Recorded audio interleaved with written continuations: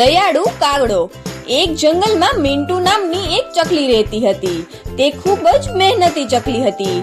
થોડા સમય પહેલા તેમના પતિનું એક અકસ્માતમાં મૃત્યુ થયું હતું। હવે તે પોતાના માળામાં એકલી રહેતી હતી અને તેનું એક ઈંડું પણ હતું। થોડા દિવસોમાં તેના ઈંડામાંથી બાળક બહાર આવવાનું હતું, પરંતુ મિન્ટુ હવે ખૂબ જ બીમાર પડી ગઈ હતી। એક દિવસ તે ડોક્ટર પાસે જાય છે। મિન્ટુ બોલી, ડોક્ટર, મારી તબિયત બરાબર નથી। મને બસ દરરોજ ચક્કર આવ્યા રાખે છે। તમે મને દવા આપો જેનાથી હું જલ્દી ઠીક થઈ જાઉં। ડોક્ટર બોલ્યા, મિન્ટુ, આ બીમારીનો ઈલાજ તો મારી પાસે નથી અને મને લાગે છે કે શાયદ આ બીમારીનો ઈલાજ કોઈ પાસે નથી।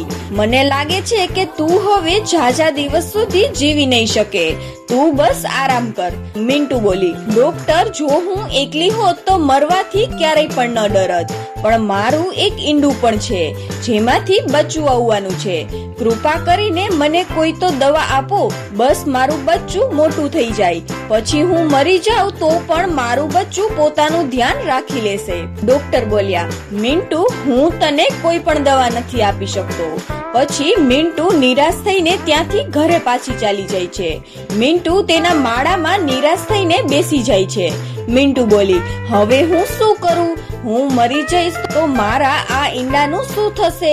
મારે મારું ઈંડું કોકને દઈ દેવું જોઈએ જે મારા બચ્ચાનું ધ્યાન રાખી શકે, પણ મારા બચ્ચાનું ધ્યાન કોણ રાખશે? હું એવું કરું કે કાલુ કાગડા પાસે જાઉં। હું તેના ઘણી કામ આવી છું, તે મારી મદદ જરૂર કરશે। પછી મિન્ટુ કાલુ કાગડા પાસે જાય છે। મિન્ટુ બોલી, કાલુભાઈ, હું ખૂબ જ બીમાર છું અને કદાચ થોડા દિવસોમાં હું મરી પણ જઈશ। કાલુ કાગડો બોલ્યો, મિન્ટુ, તું જલ્દી ઠીક થઈ જઈશ। પક્ષી તો બીમાર પડતા જ હોય છે, પણ શું કામ છે તારે મારું? મિન્ટુ બોલી, કાલુભાઈ, આ મારું ઈંડું છે, આમાંથી થોડાક દિવસમાં બચ્ચું બહાર આવવાનું છે। મારું ઈંડું તમે તમારી પાસે જ રાખી લ્યો। જો હું મરી ગઈ તો મારા બચ્ચાનું શું થશે? ભૂરી બોલી, ના બાબા ના, જો કોઈ બીજું કામ હોત તો હું માની જાત। આવડી મોટી જિમ્મેદારી અમે ના લઈ શકીએ। મારે તો મારા ઈંડામાંથી બચ્ચું આવવાનું છે। આમ પણ તારે ટોની પોપટ સાથે સારા સંબંધ છે, તો તું ઈંડું તેમને જ આપી દે। પછી મિન્ટુ ચકલી ત્યાંથી નિરાશ થઈને પાછી ચાલી જાય છે। કાલુ કાગડો બોલ્યો, ભૂરી, તું માની ગઈ હોત તો શું જાત તારું? કઈક તો સારું કામ કર। ભૂરી બોલી, હું મારા ઈંડાની રક્ષા કરું જ છું, તે સારું જ કામ કરી રહી છું। મારાથી બીજાના ઈંડાની રક્ષા ન થઈ શકે। મિન્ટુ સીધી ટોની પોપટ પાસે જાય છે। મિન્ટુ બોલી, ટોની ભાઈ, આ મારું ઈંડું છે, તમે તમારા માળામાં રાખી દો। હું ખૂબ જ બીમાર છું, મારું કાંઈ નક્કી નથી કે હું ક્યારે મરી જાઉં। ટોની બોલ્યો, મિન્ટુ, તને તો ખબર જ છે કે હું એકલો જ રહું છું, અનાજ લેવા પણ જવાનું થાય છે, તો હું કેવી રીતે રક્ષા કરી શકું તારા ઈંડાની? તું એવું કર કે ચમેલી કબૂતર પાસે જા, એ તારી મદદ જરૂર કરશે। પછી મિન્ટુ નિરાશ થઈને ચમેલી પાસે જાય છે। ચમેલી પણ મિન્ટુનું ઈંડું તેમની પાસે રાખવાની ના પાડી દે છે। આવી જ રીતે મિન્ટુ ચકલી પાછી તેમના માળામાં જતી રહે છે। એવી જ રીતે એક રાત થઈ જાય છે। ભૂરી બોલી, કાલુજી, તમે મારા માટે સારું ભોજન લાવ્યા કરો। આખો દિવસ ઈંડા પર બેસીને હું ખૂબ જ કમજોર થઈ ગઈ છું। કાલુ કાગડો બોલ્યો, જે દિવસથી તે ઈંડું આપ્યું છે મારા ભાગનું ભોજન પણ તું જ ખાય છે, તો પણ કમજોર કેમ થઈ રહી છે તું? મને તો મિન્ટુ ઉપર ખૂબ જ દયા આવી રહી છે। ભૂરી, આપણે આખી જિંદગી તેમનું ભોજન ચોરી કરીને ખાધું છે। જો મને તારો ડર ના હોત તો હું મિન્ટુ પાસેથી તેમનું ઈંડું લઈ લેત। ભૂરી બોલી, જો એટલી જ દયા આવી રહી હોય ને તો તેમની પાસે જતા રહો તમે। અને પછી વાતો કરતા કરતા તે બંને સૂઈ જાય છે। પણ જેવી જ ભૂરી સૂઈ જાય છે કે કાલુ કાગડો ત્યાંથી છુપાઈને મિન્ટુ પાસે જાય છે। જેવો જ કાલુ કાગડો મિન્ટુના માળામાં પહોંચે છે ત્યારે મિન્ટુ તો મરેલી પડી હતી। કાલુ આ જોઈને ખૂબ જ દુઃખી થાય છે અને તે રડવા લાગે છે। કાલુ કાગડો બોલ્યો, મિન્ટુ, કેમ અમને છોડીને જતી રહી તું તો જતી રહી, પણ હવે આ તારા ઈંડાની રક્ષા હું કરી લઈશ. અને પછી કાલુ કાગડો મિન્ટુનું ઈંડું લઈને પાછો આવી જાય છે. ભૂરી તો ફૂલ નીંદરમાં સૂઈ રહી હતી. કાલુ કાગડો તે ઈંડું પોતાના ઈંડા પાસે રાખી દે છે. પછી સવાર થઈ જાય છે. કાલુ કાગડો હજી સૂતો જ હતો. ભૂરી બોલી, કાલુજી, ઓ કાલુજી, ઉઠો, આ બીજું ઈંડું શું તમે લાવ્યા છો? ઉઠો કાલુજી, જલ્દી ઉઠો. કાલુ કાગડો તરત જ ઉઠીને બેસી જાય છે. તે મનમાં વિચારવા લાગે છે કે મેં આ ઈંડાની વાત ભૂરીને કહી દીધી તો તે મને છોડશે નહીં. ભૂરી, આ તો ખૂબ જ ખુશીની વાત છે. આ ઈંડું પણ તે જ આપ્યું હશે. ભૂરી બોલી, આ ઈંડાને ઉપાડ અને ફેંકી દે. મને બધી જ ખબર છે તારી ચાલાકીઓની. તે મિન્ટુનું ઈંડું લાવીને અહીંયા રાખી દીધું હશે.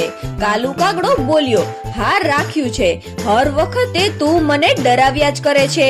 પતિ છું તારો, જરાક પણ ઇજ્જત નથી કરતી તું મારી. ભૂરી જેવી જ ઈંડાને ફેંકવા લાગે છે કે ત્યારે તે કહે છે કે આમાંથી ચકલીનું ઈંડું કયું છે. કાલુ કાગડો બોલ્યો, મને શું ખબર, તું ખુદ જ જોઈ લે. એ બંને ઈંડા એક સરખા જ હતા. ભૂરીને ખબર જ ન પડી કે આમાંથી મિન્ટુનું ઈંડું કયું છે અને કાલુ કાગડાનું કયું છે. પછી કાલુ કાગડો ત્યાંથી જતો રહે છે. ભૂરી બોલી, હવે મારે આ બે ઈંડાની રક્ષા કરવી જ જોશે. મને તો ખબર નથી પડતી કે આમાંથી મારું ઈંડું કયું છે.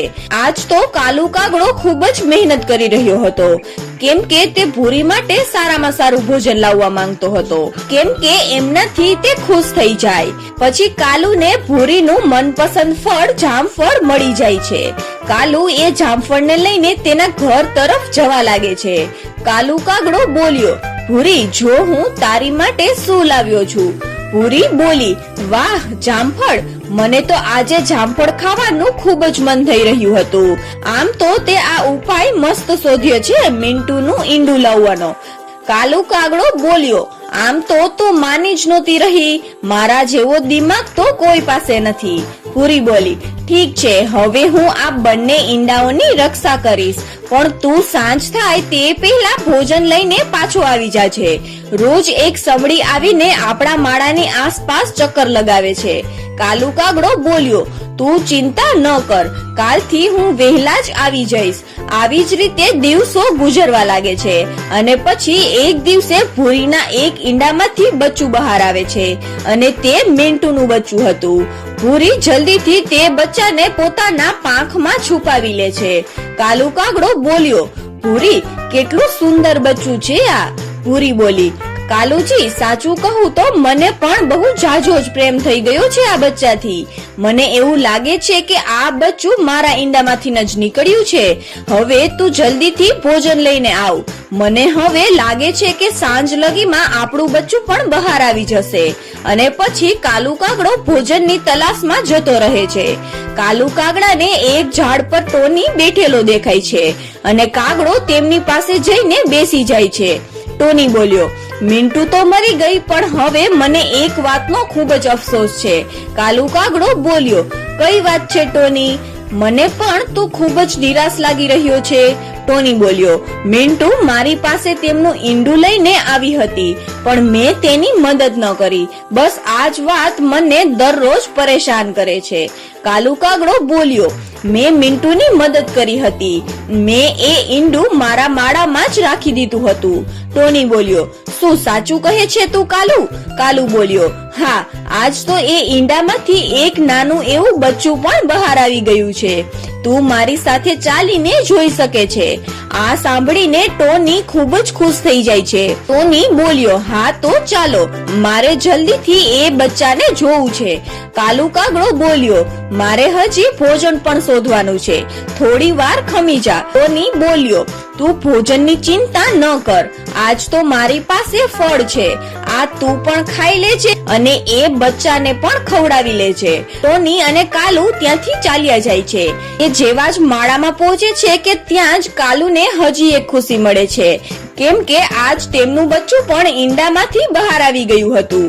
ભૂરી બોલી, કાલુ, જો આપણું બચ્ચું કેટલું સુંદર છે, બિલકુલ મારા જેવું જ લાગી રહ્યું છે.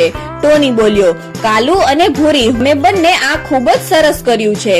અને પછી ટોની તેમના ઘરે જતો રહે છે. કાલુ અને ભૂરી મિન્ટુના બચ્ચાને પોતાના બચ્ચાની જેમ જ પ્રેમ કરે છે અને બીજા બધા પક્ષીઓ પણ તે બચ્ચાને ખૂબ જ પ્રેમ આપે છે અને દરરોજ જુદા જુદા પ્રકારના ફળો તેમની પાસે લઈને આવે છે. તો બાળ મિત્રો, આ વાર્તા પરથી આપણને શીખવા મળે છે કે બીજાની મદદ કરવી એ સૌથી મોટું પુણ્ય છે, કારણ કે સાચી દયા અને માનવતા હંમેશા ખુશી અને સારા પરિણામ જ લાવે છે.